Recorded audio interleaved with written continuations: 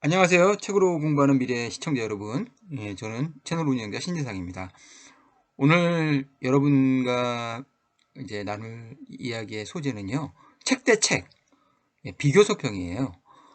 여러분 너무나 좋아하시는 이제 김난도 교수의 트렌드 코리아 2022와 그리고 제가 또 너무 좋아하는 이제 김난도 교수 책만큼 유명하진 않지만 굉장히 또 유명한 박영숙 대표의 세계 미래 보고서 2022입니다. 그래서 목차는 이제 김남도 교수 때 박영수 유엔 미래 포럼 대표에 대한 얘기가 시작이고요. 그 다음에 이제 김남도 교수가 2025년의 키워드가 정말 저는 멋있다고 하는데 타이거 월 캣. 올해 2022년이 이제 음력이니까 이제 아직 2021년이잖아요. 2022년은 이달 2월 1일부터 시작되는 건데 이민년이지 않습니까? 이민년은 검은 타이거입니다. 블랙 타이거. 예, 이제 수모, 그러니까 쉽게 말하면 이민은 이제 수목이에요. 그 오행으로 치면은 그죠? 예. 그래서 타이거인데 자칫하면 고양이가 될 수도 있다. 그러니까 호랑이의 포효가 아니라 고양이의 울음이 될 수도 있다라는 뭐 그런 가능성이 동시에 다 있는 거죠. 이게 10대 키워드고요. 그리고 박영수 이제 대표가 생각하는 2022년의 키워드는 작년에 메타버스에 이어서 그쵸 호모사피엔스가 메타사피엔스로 진화하는 겁니다. 그래서 두 책의 매력 포인트까지 짚어보면서 이제 책의 리뷰를 마칠 겁니다. 연말이면 미래를 예측서를 사볼까요? 그러니까 사람들이 그때 제가 프레스펙투스라는 책을 마틴 셀리그만이랑 몇 명의 철학자가 심리학자가 쓴 책을 제가 여러분들에게 이제 소개해드렸었는데 그 책에서도 나오죠. 사람들은 과거보다 미래에 관심이 많습니다. 우리가 일본이랑 과거사로 싸우는 것 같지만 실은 과거의 아시아 아니고요. 미래에 아시아의 정확히 넘버 2가 그쵸 이제 넘버 1은 확실하게 중국이 됐고 둘을 그쵸 일본이 차지하고 있는데 그 일본의 자리를 우리가 그쵸 예 차지하고 싶은 미래와 그리고 일본을 놓치기 쉽지 않은 사실 패권 전쟁이에요 나름대로. 예, 그렇게 생각이 돼요. 저는 결국 미래를 위해서 과거가 동원된다고 생각하거든요. 예. 그래서 궁극의 관심사는 미래입니다. 예, 사람들은 어, 이제 미래의 예측서를 사보기 위해서 과거의 역사책을 보는 것도 그죠. 그것을 통해서 미래의 교훈을 얻으려고 사보는 거지. 궁극적인 관심사는 미래예요. 그리고 특히 연말이면 미래가 궁금해지는 겁니다. 그래서 토정 비결을 보는 거고요.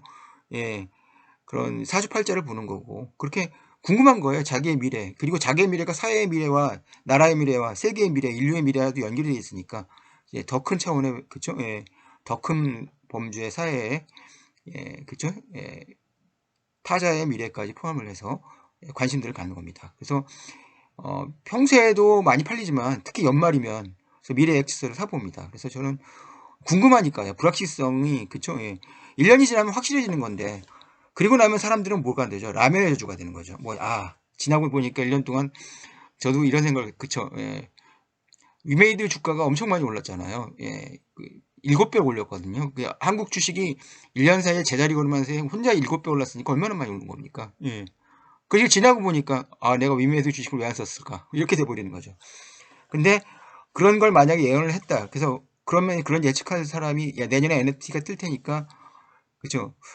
그러니까 그런 게 궁금한 거예요. 그러니까 2021년에 NFT나 메타버스 같은 게 그쵸? 2020년에 알았다면은 그 떼돈을 벌 수 있었다는 그쵸? 그런 그 기대에 혹시 미래를 바라보는 어떤 게 이제 선결지명이 있지 않을까 해서 미래 예측서를 사봅니다.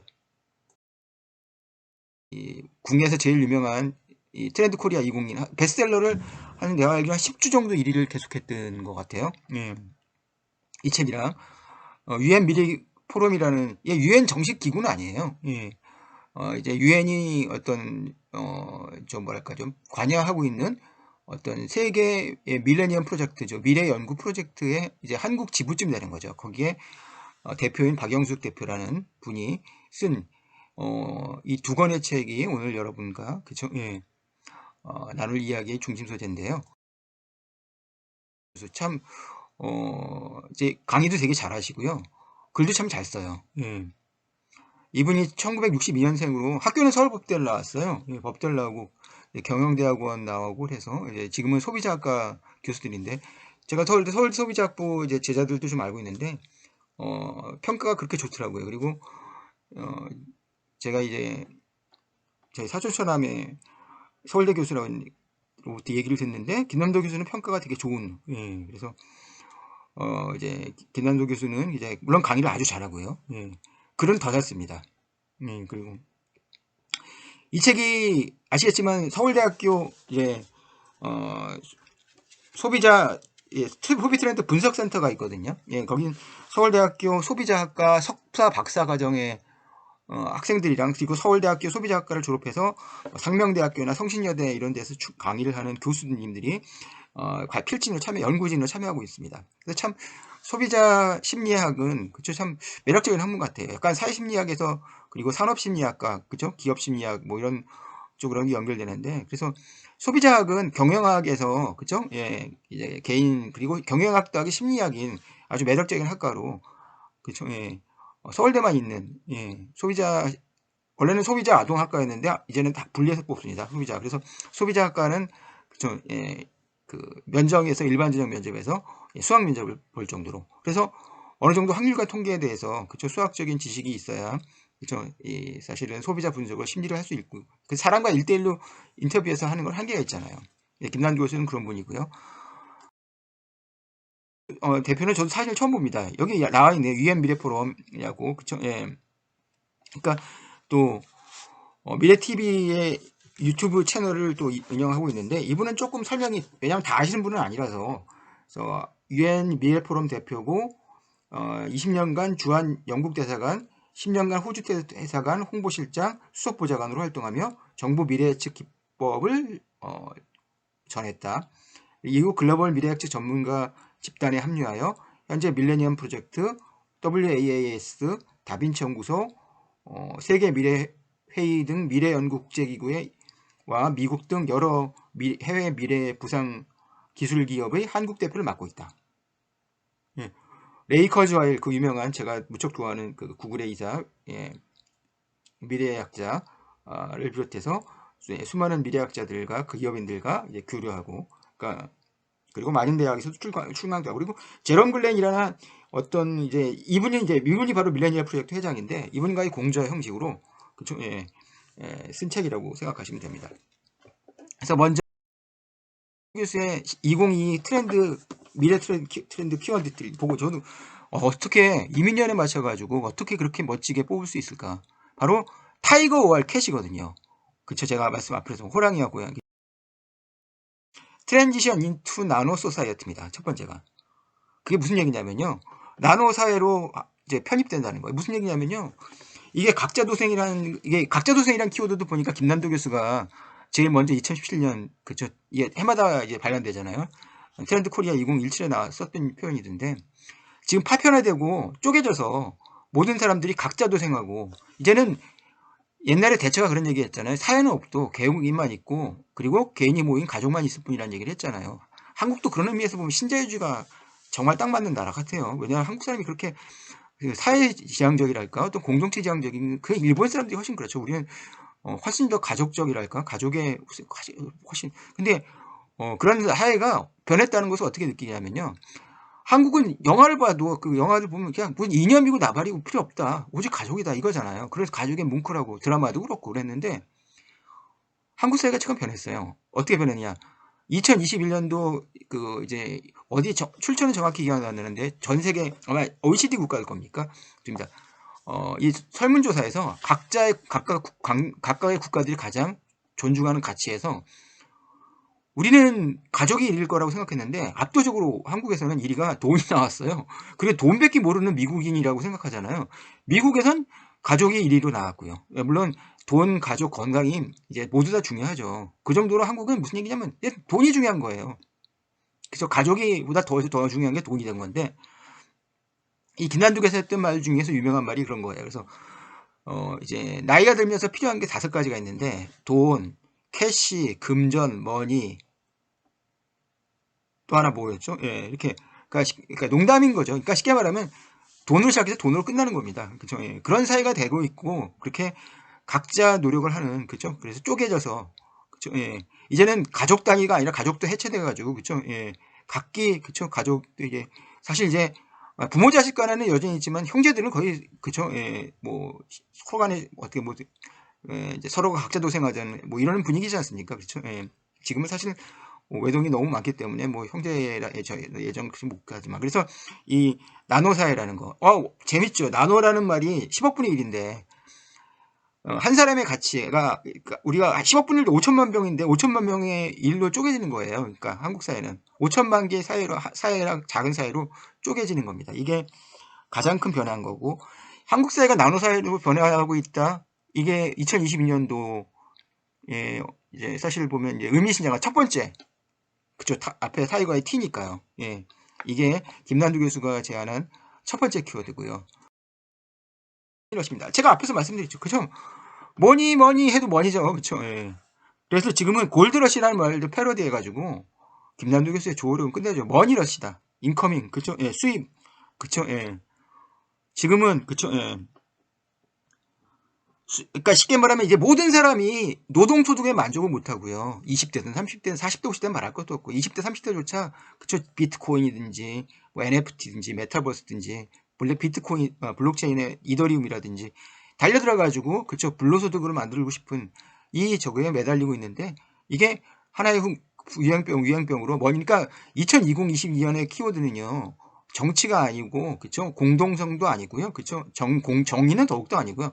제가 보면 그죠 나노 사회와 머니러시인 것 같아요. 이게 첫 번째 두 번째로 이제 김난도 교수가 제시하고 있는 키워드면은 한국 사회가 얼마나 그죠 황금 만능주의로 그죠 황금 만능주의도 아니고요 황금 옥리주의라고 해야 되나 그죠 예. 정말 칼마르크스가 보면은 18세기 영국 19세기 영국보다 저 21세기 초반에 한국이 훨씬 더 뭐랄까 좀 사람들이 돈에 미쳐 있다. 그쵸? 예. 그러니까 예전에는 한국 사람들 유교적인 관념 때문에 돈 얘기하는 걸 쉬쉬했잖아요. 겉으로는 돈을 안 밝히는 척하고, 그쵸?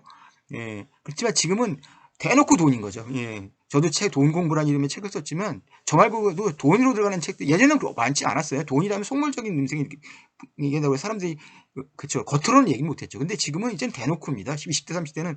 그래서 머니러시라는 키워드가 나오기 전에 2021년에 김난도 교수는 그 트렌드 코리아 2021에서 자본주의 퀴즈라는 말을 먼저 한 거예요. 지금 태어난 아이, 쉽게 말하면 이제,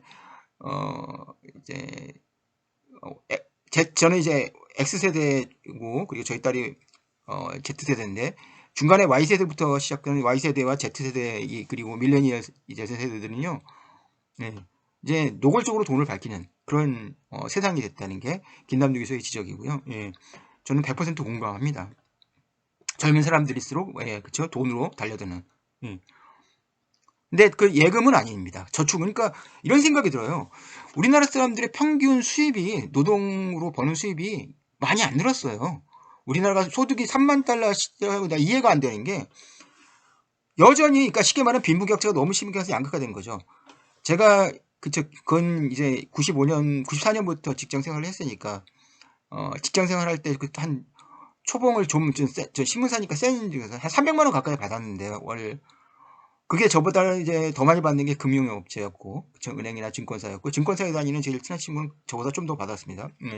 근데 지금 놀라운 게 지금의 이제 이거는 이제 대기업과 중소기업 합쳤을 때 30년 가까이 지난 시점에서 지금 현재 그쵸? 이제 대입의 초봉이 257만 원밖에 안 돼요. 한 달에. 그동안 물가는 2배 이상 뛰었을 텐데. 그러면은 소비를 안 하고 돈은 그쵸? 예. 또 저축은 안 합니다. 예, 예금 어차피 저게 너무 적으니까요. 그래서 그게 다 주식으로 가고 그리고 뭐 펀드로 가고 그리고 무엇보다 코인으로 가고 그런 거예요. 그러니까 지금은 제가 이제 이런 생각을 하는데 2022 대선의 정치이지 않습니까? 대선이랑 제일 중요한 이제 지방선거, 양대선거 물론 대선보다는 지방선거가 현격히 격이 떨어지지만 그런데 정치나 어떤 그쵸 사회정의 이런 게 전혀 문제가 안 되고요. 오직 경제만이 문제되는 그런 선거는 처음 보는 것 같아요. 교육도 문제가 안 되고. 이게 두 번째 키워드고요. 겁니다. 집니다. 가차 파워입니다. 득템력입니다. 예, 경제적 지불 능력만으로는 얻을 수 없는 희소한 상품을 얻을 수 있는 소비자의 능력. 이게 저는 김남도 교수가 NFT를 생각해서 NFT가 희소성이지 않습니까? 그걸 생각한 거라고 생각해요. 네. 기본적으로 이제 부는 이제 보이는 잉크지만 그것을 알아볼 수 있는 이해력을 가진 사람이라면 공유되는 능력이라는 점에서는 또 보이지 않는 잉크의 속성도 가지고 있다고 하는 것이 이 얘기입니다. 그래서 보이는 잉크와 보이지 않는 잉크의 비유는 이제 김남도 교수가 잘 쓰는 표현이고요. 득템력이 가짜 파워가 세 번째고요.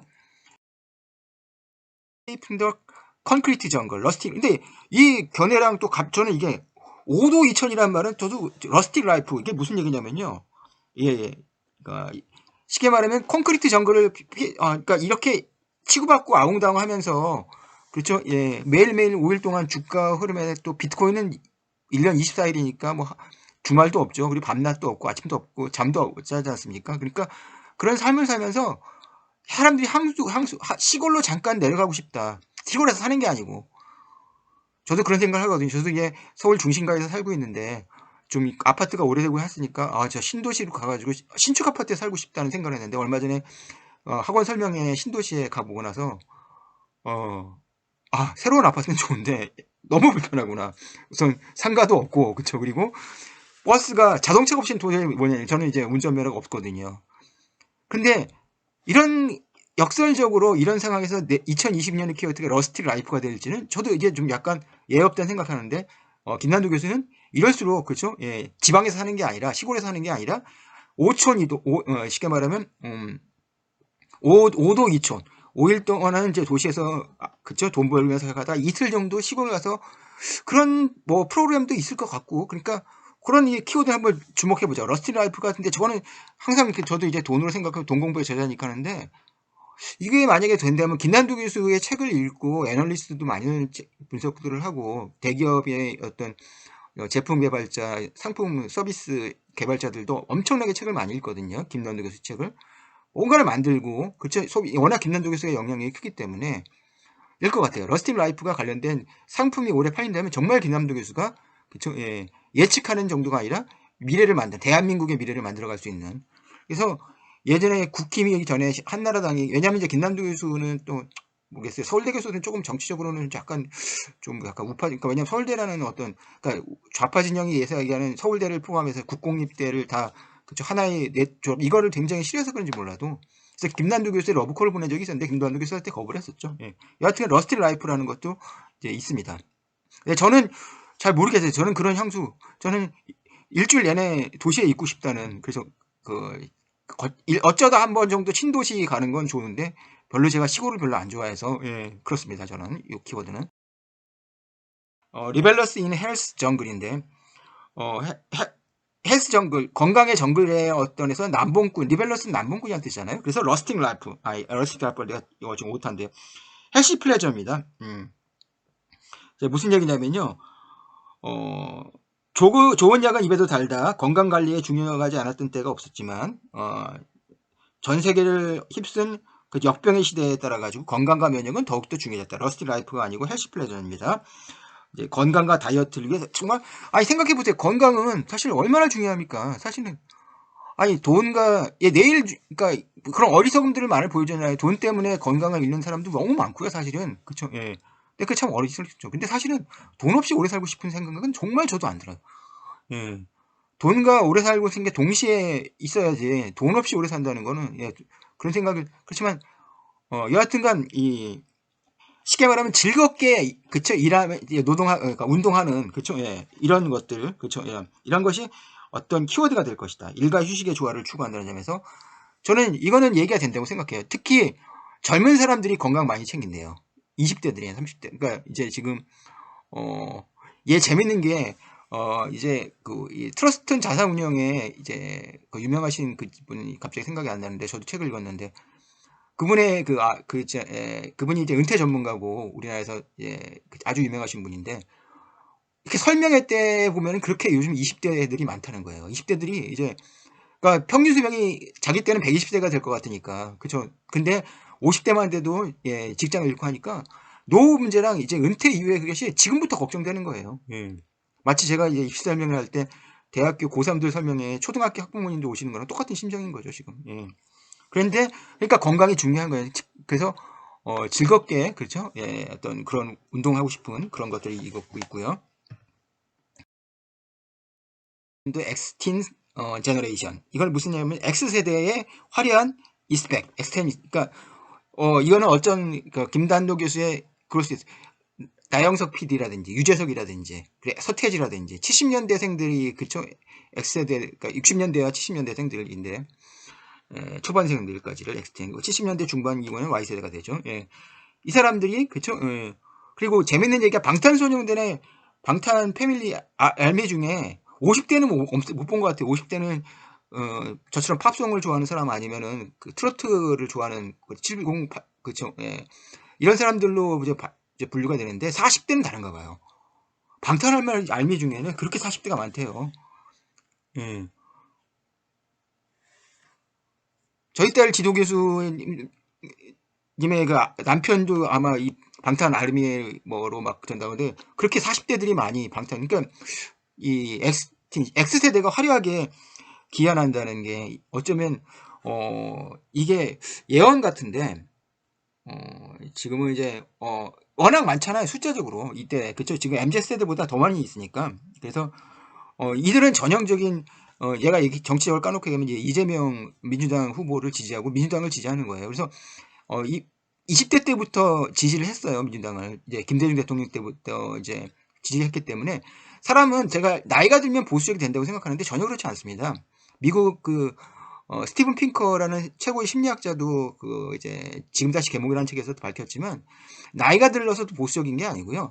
나이가 들면서 바뀌지 않습니다. 즉 자신이 젊었을 때 지지하는 정당을 나이 들어서도 계속 지지하는 거예요. 지금 50대 이 사람들은 그러니까 지금 40대 애들은 50대 60대가 돼도 계속 민주당을 지지할 것 같아요. 근데 대신 20대 30대들은 지금 왔다 갔다 하잖아요. 그러니까 근데 어느 한쪽으로 쏠리기 시작하면 그게 계속 갈 가능성이 있겠죠. 그래서 이거를 문화에서도 그렇고 X세대의 귀환이 정말 이루어지는지 X세대라는 건 당시에 제가 이 X세대 65년생부터 64년생까지가 베이비 부모고 65년생부터가 X세대인데 제가 67년생이니까 X세대에서 세 번째 해에 태어난 거잖아요. X세대는 뭐냐면 그거예요. 그러니까 미지의 X. 그러니까 불확실하고 알 수 없는 제 속마음. 근데 X세대들은 그 밀레니얼 세대나 Z 세대, Y세대를 알 수가 없어요. 이제 R입니다. Routinize yourself. 바른 생활 루틴이. 이건 또 뭔가요? 자기 관리에 철저한 신인류가 나타났다. 루틴이란 매일 수행하는 습관이나 절차를 의미하는데 스스로 바른 생활을 추구하며 루틴을 지키려고 노력한다는 의미에서 이들을 바른 생활 루틴이라고 부르려고 한다. 근로시간 축소와 지금 여론조사하면 압도적으로 축소 쪽으로 나오죠. 코로나19 바이러스의 영향으로 생활과 업무의 자유도가 높아지면서 그쵸? 어떤 바르니까 쉽게 말하면 도덕적으로 많이 보면 어떤 댓글이나 이런 것들을 보고 좋아요 같은 걸 보면은 사람들이 확실하게 예전 조금 이제 엄해졌다고 해야 되나? 그쵸? 예. 도덕성이나 그래서 그게 이제 여기 나온 이제 바른생활 루틴이가 이제 김남도 교수가 제시해왔던 7번째 이제 키워드고요. 라이즌 컨슈머 파워 이거는 공감을 하실 거예요. 뭐냐? 라이크 커머스 이거 정말 저는 좋아요 때문에 옛날에 페이스북을 했었는데 요즘에 제가 이제 유튜브나 다른 블로그로 제가 이동을 했는데요. 좋아요 때문에 이제 구독을 하게 되고 좋아요. 그래서 그걸 라이크 커머스라고 만들더라고 용어를 참 그러니까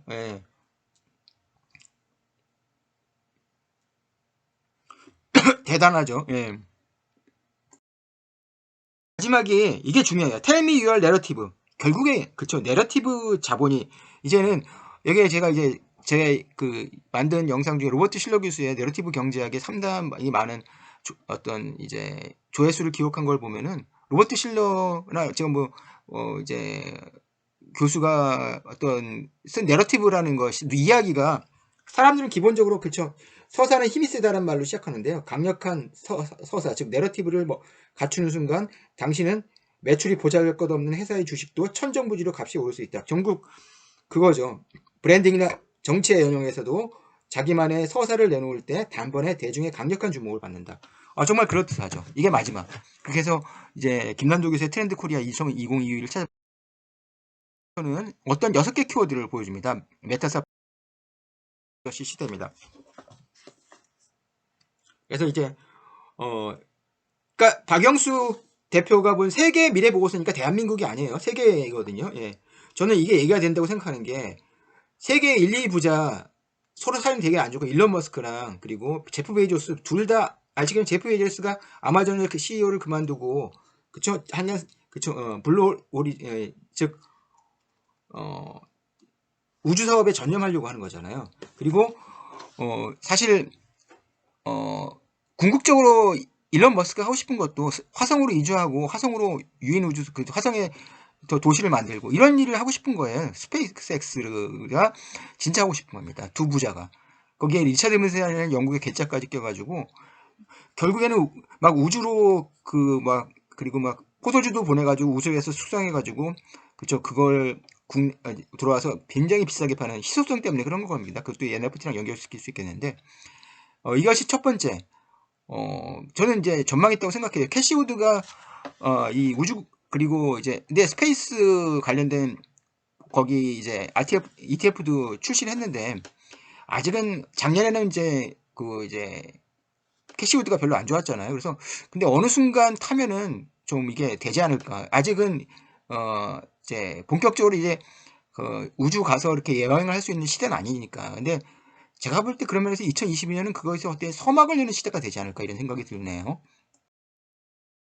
로봇과 동거하는 시대 이게 제일 많이 언급이 되어 있고요. 그럴듯해요. 제가 이제 여기에 보면은 이제 고령 인구형 로봇들 그리고 동거하는 건강 도우미 로봇 그레이스 소피아라는 로봇인데요.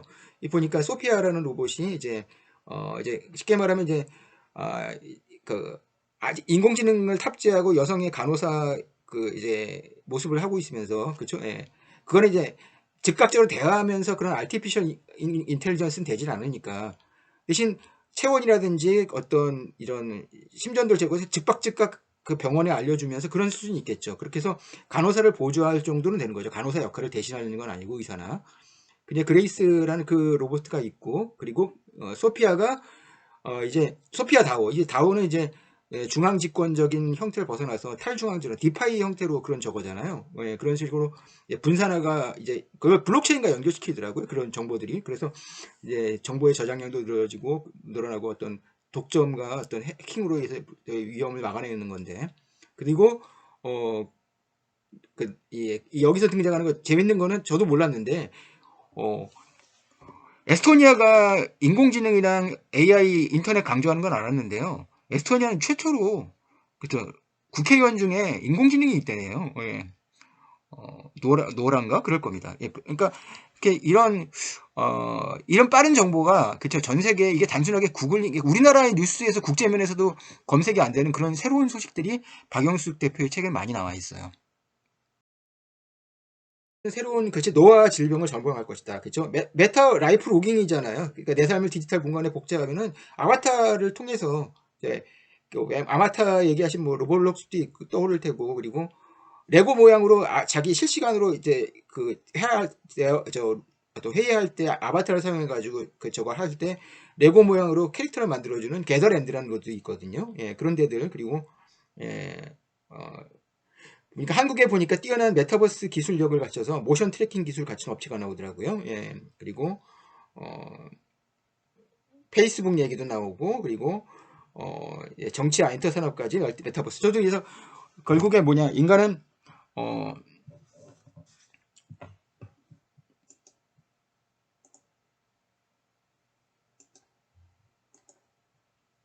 그리고 이제 메타버스가 그쵸 얘기고 네 번째는 그쵸 예. 인간은 노화와 질병을 정복할 것이다. 그쵸 그 아마 그래서 제가 예 여기 그래서 제가 이제 관심 있는데 예, 이 메타버스 다음에 나이듦과 죽음을 거스르며라는 장에서는 트랜스 휴먼이라든지 트랜스 어떤 사이보그와 디지털 트윈이라든지 뭐 보니까 우리나라에서도 아주 굉장한 효자가 자기 어머니 죽자마자 냉동 인간 신청해가지고 냉동 인간으로 그 이제 지금 현재 죽자마자 상태에서 왜냐면 바로 그쵸 냉동을 시키는 거는 어떤이 가능한데 지금 해동 기술이 없잖아요. 그러니까 지금 냉동 인간들은 제가 알기로는 테드 윌리엄스 상할때 타자도 지금 냉동 인간으로 돼 있고 냉동 인간이 꽤 있거든요. 근데 이미 죽은 거군요. 이걸 그쵸. 부활할 수 있는 방법은 현재는 없어요. 그리고 해동할 수 있는 기술은 앞으로 나올 수 있을지 모르겠습니다. 하여튼 여튼 죽자마자 그쵸. 예. 쉽게 말하면 이제 어 그 장기들을 보존하고 그쵸. 그렇기 때문에 어떤 용액을 넣어서 그쵸. 그런 기술들 냉동의 기술은 분명히 있는데 그건 나온 지가 됐는데 아직 그 냉동을 다시 원상태로 돌리는 해동의 기술은 없거든요. 그래서 불사를 할 것이고 그리고 영화 트랜스젠더스 얘기도 나오면서 결국 이제 인터넷이나 업로드되고 의식도 업로드되고 그런 생각으로 결국 노화도 질병하고 질병도 정복할 날이 올 텐데 그러면 결국 만약에 인간이 죽지 않고 그렇게 된다면은 글쎄 그래서 질병도 사라질 거라면요. 그러면 인간 숫자가 너무 늘 거 아니에요. 결국 그러면 인간이 그쵸 이 지구에 살 수가 없을 테니까 결국 이게 글쎄요 2022년이 아니라 이건 좀 조금 더 먼 미래 같은데 여하튼 이런 차원에서 전 그래서 기대를 하고 있는 게 그 앞에 시장에 퓨처 코드 20개를 골랐을 때 여기 마지막 20번째 코드가 메타 크리스퍼 유전자 편집 기술이거든요. 그래서 유전자 편집에서 올해 어마어마한 이슈가 터지지 않을까. 그동안 그쵸 재작년에 노벨 화학상 받으면서 크리스퍼 테라피틱에 주목을 받았는데 그게 노벨 화학상 받은 2명의 수상자 엠마뉴엘 샤르탕티에랑 그리고 이제 제니퍼 다우드나 버클리대 교수가 이제 설립하고 그리고 지금은 엠마뉴엘 샤르탕티에가 CEO인 회사인데 근데 좀 작년에 주가가 많이 약했어요. 근데 올해 큰 1년 정도 그쵸 준비 기간을 통해서 임상을 통해서 뭔가의 어떤 변화가 있지 않을까. 그래서 메타 크리스퍼 유전자 편집 기술이 마지막 코드로 였는데 저도 이제 박영수 대표의 어떤 해안을 그쵸 믿고 있으니까 좀 기대를 좀 하셔도 될 것 같고요. 그 다음에 5번째는 기후의 비징이가 쓸 것이다. 예, 이거는 그쵸 예 그럴 것 같더라고요. 예, 그쵸 이거는 왜냐 중국이 사실은 여전히 사실은 주범이잖아요, 지금은. 근데 말로만 그치만 할 수만 해도 중국은 그쵸. 왜냐면 중국은 사실 기후가 너무 안 좋아서 그쵸. 좀 뭐랄까 환경이 너무 안 좋아서 살 수가 없어요. 한국에서 살다가 베이징 가면요 숨이 막혀서 못 살아요. 그래서 국민한테 어떤 좋은 공기를 사실 먹거리도 필요하지만 그것도 필요한 거예요. 그래서 미국은 말할 것도 없고 바이든 대통령, 유럽은 뭐 말할 것도 없죠. 그래서 앞으로 기후 위기가 이거는 2022년 원년은 아니고 어떻게 보면 이거는 지속적으로 2021년부터 그렇죠 바이든 대통령이 당선되고 나서 2022년에 코로나가 정복이 되고 나면은 미국과 중국이 유일하게 협상할 수 있는 부분이 그쪽이 아닌가 생각도 들고요. 이게 마지막에 박영수 대표의 책의 매력 포인트는 이제 시야를 세계로 넓힐 수 있다는 거 그리고 2022년부터 이분이 내려보는 이제 다른 책들은 2050년까지 바라보는 시계열이 좀 긴 편입니다. 그래서 그게 또 단점일 수도 있어요. 정말 2022년에 우리가 알아야 될 투자에 관련해서 뭐 어떤 트렌드는 좀 넘어서는 것도 있지 않아요. 기술적으로 좀 SF 소설 같다. 저는 이분의 책을 읽으면요, 약간 기술적으로 너무 앞서가서 그래서 기술을 알아야 미래의 정력이 생긴다는 점에서 좋지만 때로는 미치오 카쿠의 책 뭐 불가능은 없다든지 그 미래의 물리학이나 이런 책들을 보면서 느끼는 그쵸. 근데 그런 얘기를 했었어요. 저의 SF 소설을 제가 워낙 좋아해가지고 아서클 작가들은 할 말이잖아요. 미래가 되면 그쵸. 미래의 과학은 그쵸. SF의 그쵸. 매직 마법과 구분할 수 없다. 뭐 이런 얘기를 했었잖아요. 그래서 그런 걸 보면은 너무나 기술에 낚아는 쪽을 갖고 있는 물론 쟁점도 비판적인 논점 병도 다루고 있지만 생각도 들긴 하지만 여하튼 건 기술을 알아야 그쵸 미래 이거는 20대든 30대는 말할 것도 없이 문과든 이과든 말할 것 없이 누구나 다 미래의 정력이 생길 수 있다는 것을 느끼고 근데 재밌는 게 박영수 대표는 대학에서 불문학을 전공했습니다. 이제 공학도 아니에요. 예, 그쵸. 예. 이제